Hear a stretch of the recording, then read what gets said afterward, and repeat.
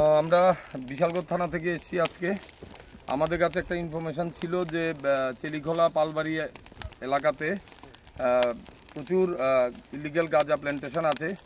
এই খবরের ভিত্তিতে আমরা টিএসআর, পুলিশ, এসপিউস মিলে আমরা আজকে সকাল থেকে আমাদের এলাকাতে ইলিগ্যাল গাঁজার যে প্ল্যান্টেশন আছে সেটার ডিস্ট্রাকশানে বেরিয়েছি। আপনারা দেখতে পাচ্ছেন সকাল থেকে আমরা এখন পর্যন্ত প্রায় 22টার মতো প্লট ডেস্ট্রয় করে প্রায় 32,000 গাঁজা গাছ আমরা ডেস্ট্রয় করেছি। তো এখন গাঁজার যে গাছগুলি মোটামুটি মেচুরড হয়ে আসছে, এই জন্য এগুলাকে কেটে এগুলাকে আবার আগুন দিয়ে জ্বালাতে হয়, না হলে এগুলা ডেস্ট্রয় করা মুশকিল হয়ে যায়। তো প্রত্যেকটা প্লটেই আমরা এইভাবে গাঁজা কেটেই আমরা ডিস্ট্রাকশন করছি। আমাদের কাছে আরও কিছু খবর আছে যে আরও কিছু প্লট আছে, সামনের দিকে আমরা ওই প্লটগুলো আমরা ডেস্ট্রয় করব।